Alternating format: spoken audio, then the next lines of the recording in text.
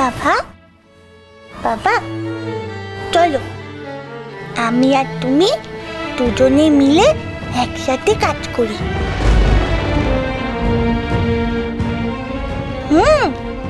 বাবা আমি তোমার হাতে হাতে কাজ করে দেবো। হ্যাঁ, তাহলে দেখবে তুমি অনেক কাজ করতে পারবে।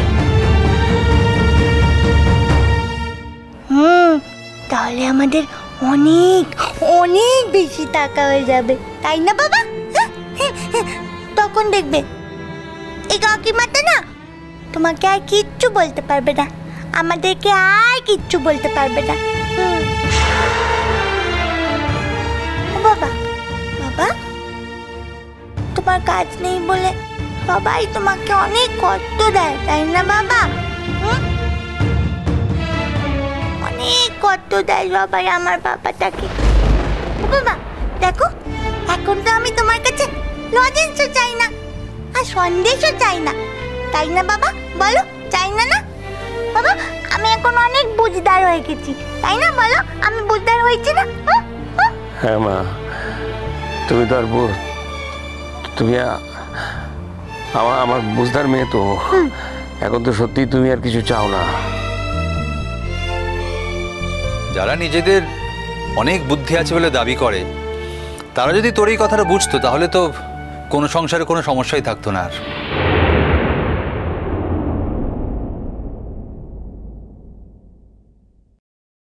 আমাকে বলছো বুলেট? না, আমি তো কারোর নাম করিনি। নাম করনি, কিন্তু নাম না করলেও বোঝার মতন বুদ্ধিটুকু তো আমার আছে। কি জানো তো বুলেট, গায়ে লাগে বলে কথাগুলো বলছি।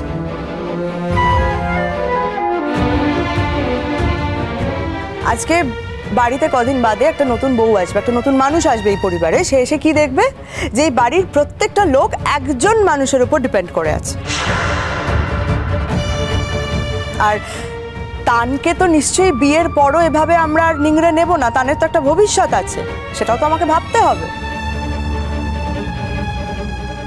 সেই জন্যই বলছি যে তোমার মেজদার যতটুকু সম্বল তার উপর ভিত্তি করেই আমাদের সংসারটা চলবে। ইনফ্যাক্ট তুমি যে চাকরিটা করছো সেটা থেকে তুমি আদৌ কিছু পাচ্ছ কি পাচ্ছ না সেটা তো বুঝতেই পারছি না। প্রত্যেক মাসে 2000 টাকা দিচ্ছি মেজে বৌদি, এর থেকে বেশি দেওয়া আমার পক্ষে সম্ভব নয়। আমি যা বাইনে পাই আমার হাত খরচ আর মার ওষুধ বাদ দিয়ে, এর থেকে বেশি টাকা দেওয়া আমার পক্ষে সত্যিই সম্ভব নয়। বাহ, তাহলে এবার আমরা যদি বলি যে আমরাও হাত তুলে নিচ্ছি, আমরা 4000 টাকার বেশি এই সংসারে কন্ট্রিবিউট করতে পারবো না, চলবে তো সংসারটা? মেজ বৌমা, এক কথা আমি অনেকবার বলেছি, আজও বলছি, আমার তো এই সংসারে টাকা দেওয়ার কথা নয়। আমি তো আমার ছেলেদের বাড়িতে থাকি, হ্যাঁ, তবু কিন্তু আমি টাকা দিই। তো ধরে নাও না, আমি যে টাকাটা দিই সেটা আমার 2 ছেলের জন্যই দিই। আপনি আর কত ঢাকবেন মা? না না, আমি তো বুঝতে পারছি না চান্দ্রি, তোমার সমস্যাটা কোথায়? আমি কি একবারের জন্য বলেছি যে সংসার টানতে আমার অসুবিধা হচ্ছে? না, তুমি তো বলবে না। তাহলে তুমি তো মুখ ফুটে বলবে না। তুমি তো সারা জীবন একা হাতেই এত বড় একটা সংসারের জোয়াল বয়ে চলেছো, কিন্তু আমি তোমার বউ হয়ে চুপ করে থাকতে পারি না। পারি না তো আমি তোমার বউ হয়ে চুপ করে থাকতে, সবকিছু সহ্য করতে। তুমি ভালো সাজো, তুমি সকলের কাছে ভালো মানুষ সেজে বসে থাকো, কিন্তু যদি সত্যি কথা বলার জন্য, ঠিকটা বলার জন্য আমাকে খারাপ হতে হয় আমি হব, আমার কিচ্ছু যায় আসে না। প্রত্যেকটা মানুষকে না সেলফ ডিপেন্ডেন্ট হতে শিক্ষা দিতে হয়। তোমার কি মনে হয় চান্দ্রি, এই বাড়িতে সেই শিক্ষাটা কারোরই নেই? তারা ইচ্ছে করে মেজ ঠাকুরপোর ঘাড়ে বসে বসে খাবে বলে খায়, তারা রোজগার করে না, তাদের রোজগার করার কোনো ইচ্ছে নেই। শোনো বড় বৌমা, তোমার বর ভালো টাকা রোজগার করে না। ভালো টাকা কেন, কোনো টাকাই রোজগার করে না। তা 5 জনে তো 5টা কথা বলবেই, তোমাকে সেটা শুনতে হবে। এই যে আমি তোমাকে কি বললাম, আমি তোমাকে বললাম একটু হোম ডেলিভারি করো, আর তুমি অমনি শুনিয়ে দিলে হোম ডেলিভারি করলে তুমি সংসারে আর রান্না করবে না। তাহলে সংসারে রান্নাটা করবে কে? কে করবে? মেজ বৌমা।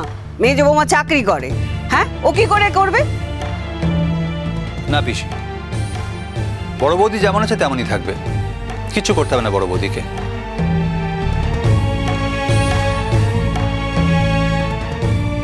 শোনো, বর্দা একটা পুজোর পর কাজ ঠিক পেয়ে যাবে।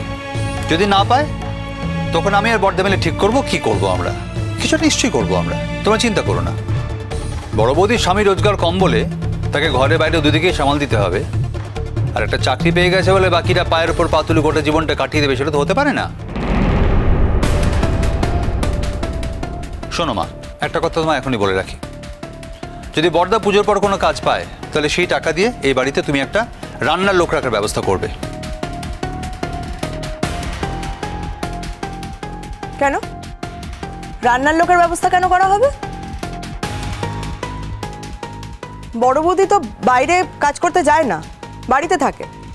আমি তো চাকরি করি, আমি নিশ্চয়ই চাকরিটা ছাড়তে পারবো না। সে যতই তুমি আমাকে কথা শোনো, আমার তাতে কিচ্ছু যায় আসে না, চাকরিটা আমাকে করতে হবে। বড় বৌদি বাইরে কোনো রোজগার না করে, বাইরে কাজ না করে বাড়িতে পটের বিবি সেজে বসে থাকবে, অথচ রান্নার লোক রাখা হবে, সেটা তো হতে পারে না বলে। ভদ্রভাবে কথা বলো। বড় বৌদি সম্পর্কে এভাবে কথা বলছো কেন? তুমি আমাকে কেন বলছো? বুলেট কি বলছে শুনতে পাচ্ছ না? কিভাবে কথা বলছে আমার সঙ্গে? যা বলেছি একদম ঠিক বলেছি মেজো বৌদি। বড় বৌদি চাকরি করে না বলে তাকে সারা জীবন হাত পুড়িয়ে হেসেল ঠেলতে হবে, তার তো কোনো মানে নেই। আচ্ছা, তাহলে তো ফুলঝুরিকে রাখার কোনো দরকার নেই, ফুলঝুরিকে ছাড়িয়ে দেবো।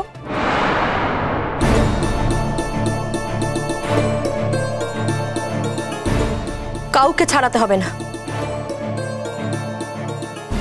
ফুলঝুরি যা করছে তাই করবে, আর আমি যা করছি তাই করব। আমি কিন্তু রান্না করতে চাই মেজো মামি।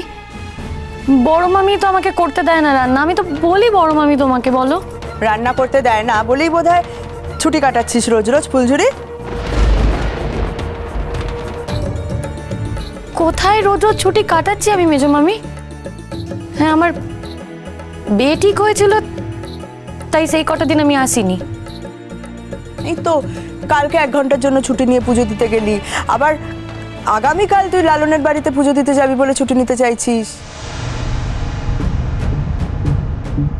দেখো, লালন যে আমাকে পুজোতে ডাকবে সেটা কিন্তু আমি জানতাম না। আমি কিন্তু এই কথাটা এক্ষুনি জানলাম। আর তাছাড়া লালন তো সবাইকেই নেমন্তন্ন করেছে, তোমাদেরও তো নেমন্তন্ন করেছে। সেখানে তোমাদেরকে বলতো, আমাকে নেমন্তন্ন করতো না, সেটা তোমাদের ভালো লাগতো বুঝি? তুই তো জানিস যে আমরা কেউ যাব না। তোমাকে কে বলেছে চান্দ্রি আমরা কেউ যাব না?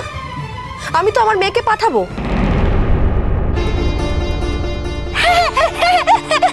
আমার সোনা মা, আমার লক্ষ্মী মা, আমার সোনা মা। আমার মা বলেছে আমাকে লালনের বাড়িতে পাঠাবে। আমার মা আমাকে লালনের বাড়িতে যেতে বলেছে তো। আমার সোনা মা।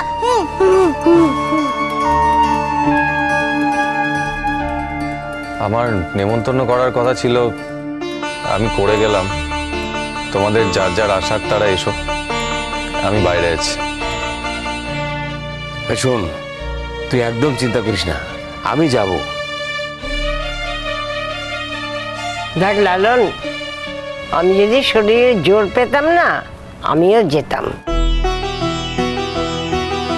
কিন্তু ওই হাঁটা চলা করতে খুব একটা জোর পাই না। দেখো, আমাদের বস্তিতে যে তোমাদের মানায় না সেটা তো আমি খুব ভালো করেই বুঝি। তাই জন্যই মা বলেছিল যে পুজো হয়ে গেলে তোমাদের প্রসাদ পাঠিয়ে দেবে। এখন তোমরা যারা যারা যেতে চাইছো তোমরা দেখো, আমি তোমাদেরকে মাথায় তুলে রাখবো। আর মিনি দিদিকেও আমি নিয়ে যাব, আর আমি আবার বাড়ি পৌঁছে দিয়ে যাব। আর ফুলঝুরি যাবে কিনা সেটা তো ফুলঝুরির ব্যাপার, আর তোমরা কাজ থেকে ফুলঝুরিকে ছাড়বে কিনা সেটা তোমাদের ব্যাপার। আমি দেব ফুলঝুরিকে ছুটি, ও 100 বার যাবে। আর ফুলঝুরির যা কাজ আছে না সেটা বৌমার সঙ্গে আমি মিলে করে দেব। না না মা, আপনি কেন সামলাবেন? আমি তো আছি, আমি ঠিক সামলে নিতে পারবো।